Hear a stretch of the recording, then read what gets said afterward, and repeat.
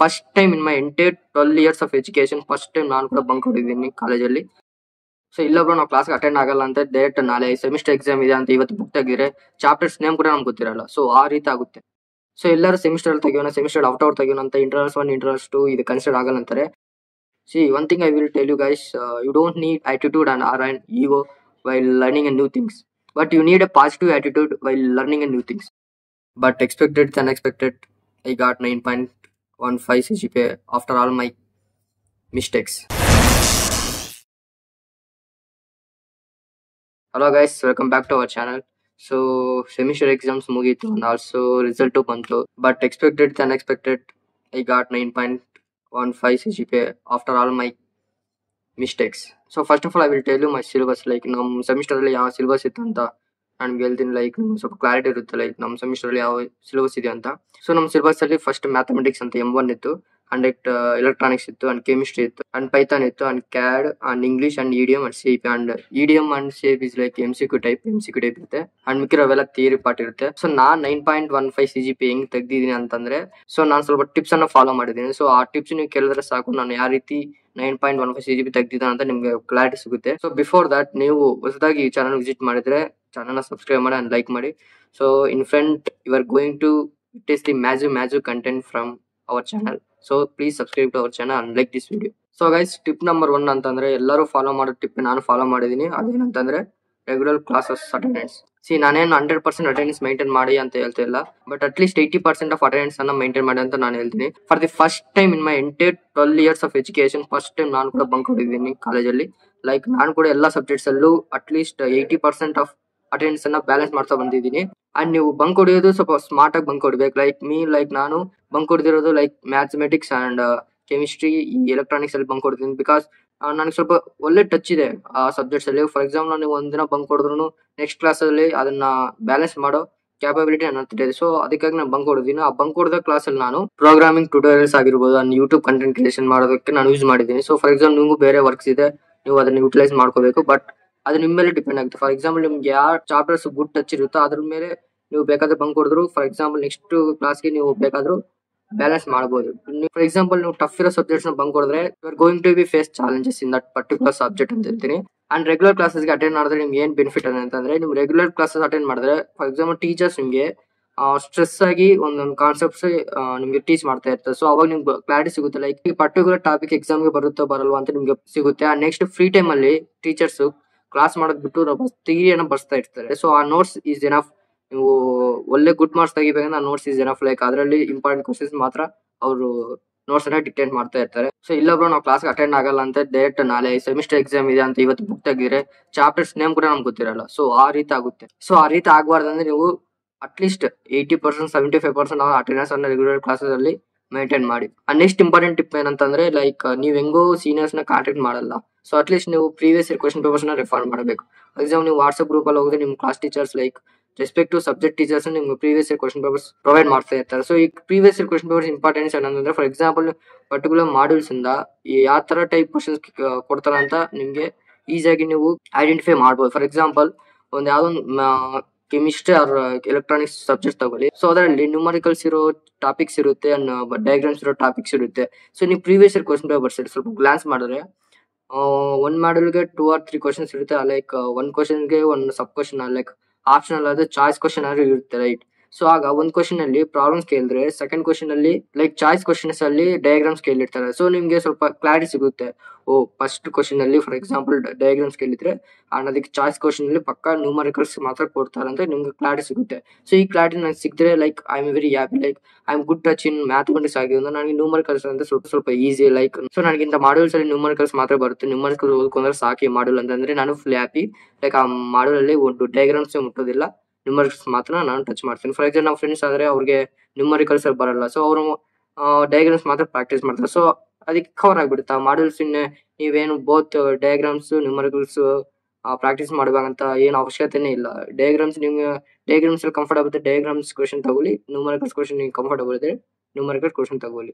ಇದು ನಮಗೆ previous year question ಸ್ವಲ್ಪ ಕ್ಲಾರಿಟಿ ಸಿಗುತ್ತೆ, ನಿಮ್ಗೆ ಸ್ವಲ್ಪ ಸ್ಟಡಿ ಮಾಡೋಕೆ ಈಸಿ ಆಗುತ್ತೆ. ನೆಕ್ಸ್ಟ್ ಇಂಪಾರ್ಟೆಂಟ್ ಟಿಪ್ ಏನಂದ್ರೆ, score good marks in both internal 1 and internal 2. So ಎಲ್ಲರೂ ಸೆಮಿಸ್ಟರ್ ಅಲ್ಲಿ ತೆಗಿಯೋಣ, ಸೆಮಿಸ್ಟರ್ ಔಟ್ ತೆಗಿಯೋಣ ಅಂತ ಇಂಟರ್ನಲ್ಸ್ 1 ಇಂಟರ್ನಲ್ಸ್ 2 ಇದು ಕನ್ಸಿಡರ್ ಆಗಲ್ಲ ಅಂತಾರೆ.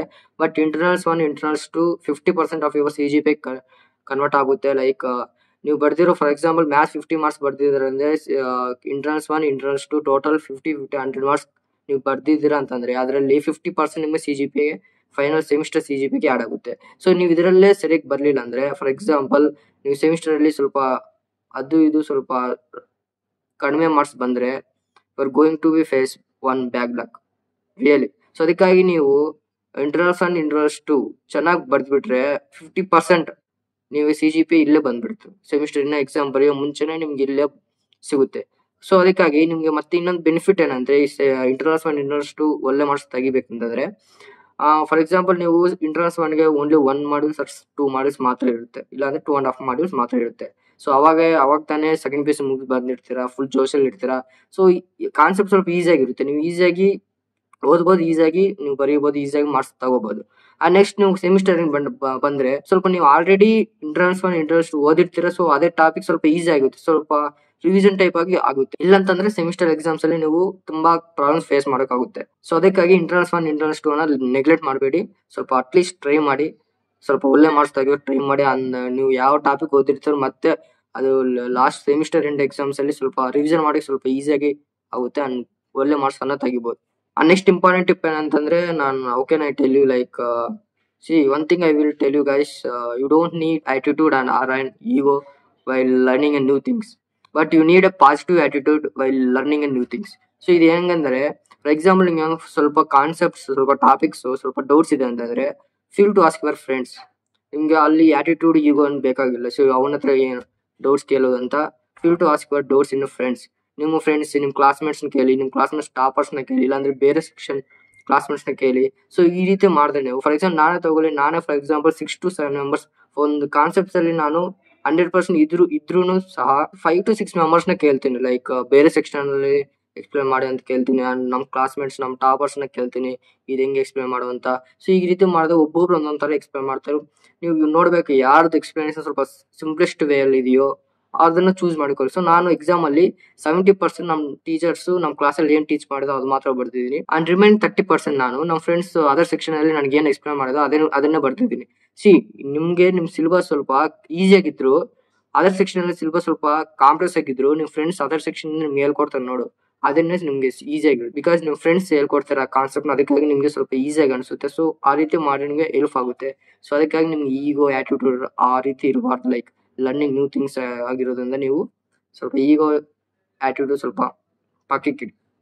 ನೆಕ್ಸ್ಟ್ ಮಿಸ್ಟೇಕ್ಸ್ ಏನಂತಂದ್ರೆ like I expected around 9.4 9.5 but 9.1 ಬಂದಿತ್ತು. ಅದು ಬಿಕಾಸ್ ಆಫ್ ನನ್ನ ಮಿಸ್ಟೇಕ್ಸ್ ಇಂದ. ಸೊ ನನ್ನ ಮಿಸ್ಟೇಕ್ಸ್ ಏನಂತಂದ್ರೆ like clarity of A thought ಒಂದು ಎಕ್ಸಾಮ್ ಇರುತ್ತೆ ಲೈಕ್ ಕ್ಯಾಡ್ ಅಂತ, ನಮ್ಗೆ ಸೆಮಿಸ್ಟರ್ ಅಲ್ಲಿ ಒಂದು ಕ್ಯಾಡ್ ಅಂತ ಎಕ್ಸಾಮ್ಸ್ ಇತ್ತು.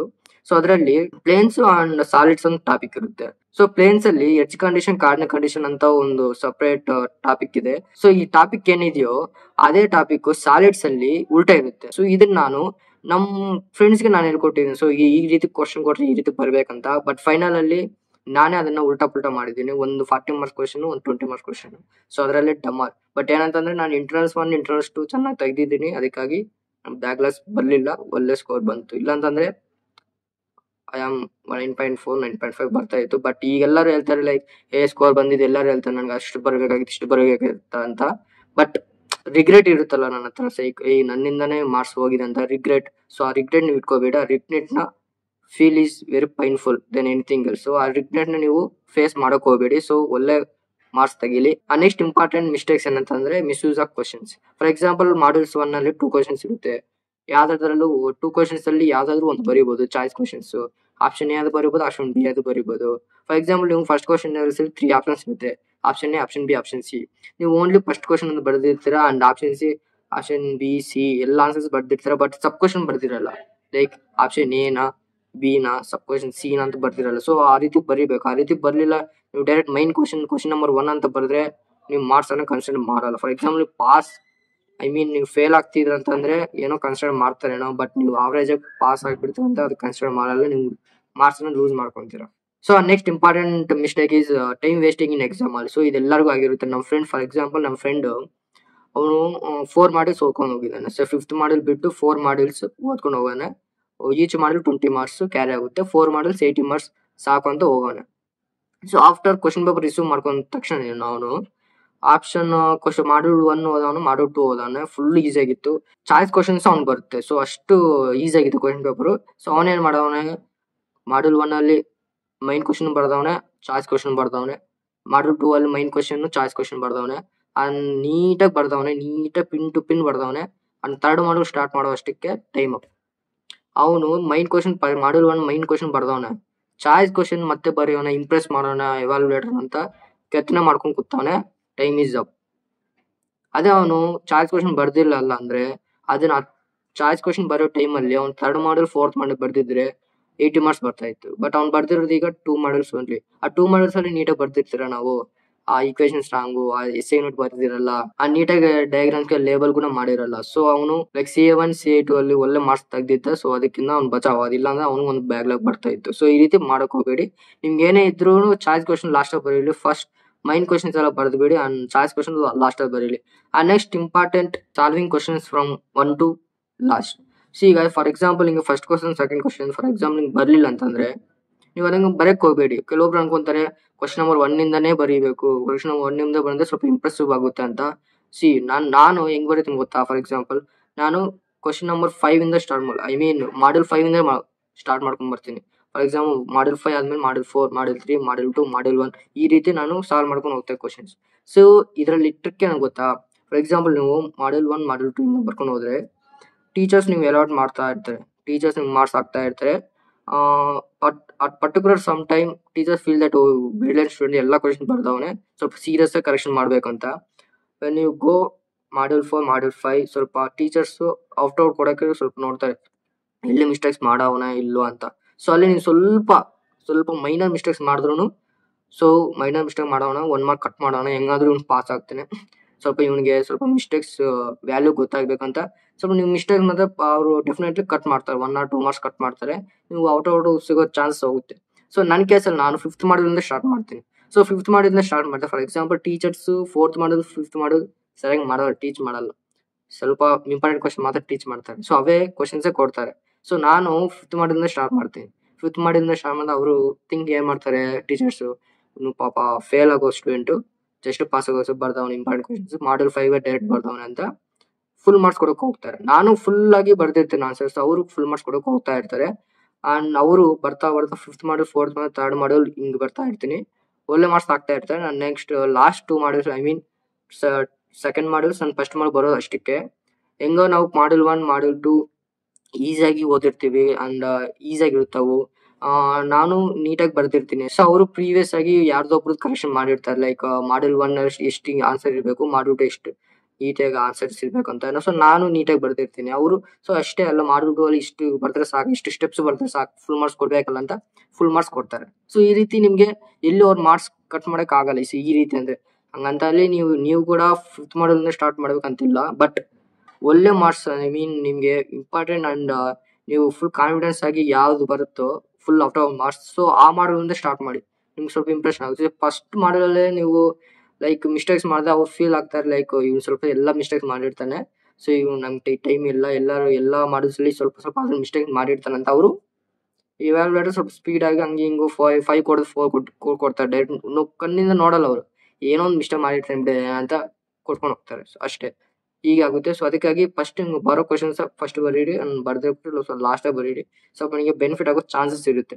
ಸೊ ಇದು ನನ್ನ ಮಿಸ್ಟೇಕ್ಸ್ ಅಂಡ್ ಟಿಪ್ಸ್. ಸೊ ನಿಮ್ಮ ಹತ್ರ ಇನ್ನ ಬೇರೆ ಟಿಪ್ಸ್ ಇದ್ರೆ ದಯವಿಟ್ಟು ಕಾಮೆಂಟ್ ಮಾಡಿದ್ ಲೈಕ್ ದಟ್, ನನಗೂ ಸ್ವಲ್ಪ ಯೂಸ್ ಆಗುತ್ತೆ ಲೈಕ್ ಟಿಪ್ಸು. ಅಂಡ್ ಈ ವಿಡಿಯೋ ಯಾರು ನೋಡ್ತಾರೆ ಅವ್ರಿಗೂ ಸ್ವಲ್ಪ ಯೂಸ್ ಆಗುತ್ತೆ. ಅಂಡ್ ನೀವು ಈ ವಿಡಿಯೋ ಇಷ್ಟವರೆಗೂ ನೋಡ್ತಾ ಇದ್ರ ಅಂದ್ರೆ ಈ ವಿಡಿಯೋ ಪಕ್ಕ ಇಷ್ಟ ಆಗಿರುತ್ತೆ. ಅದಕ್ಕಾಗಿ ಲೈಕ್ ಕೊಡಿರಿ ಅಂಡ್ ನಮ್ಮ ಚಾನಲ್ ಸಬ್ಸ್ಕ್ರೈಬ್ ಮಾಡಿ. ಅಂಡ್ ನಿನ್ friend you are going to witness a massive content from this channel. ಅದಕ್ಕಾಗಿ ನಮ್ಮ ಚಾನಲ್ ಸಬ್ಸ್ಕ್ರೈಬ್ ಮಾಡಿ. And I will see you in next video. Bye.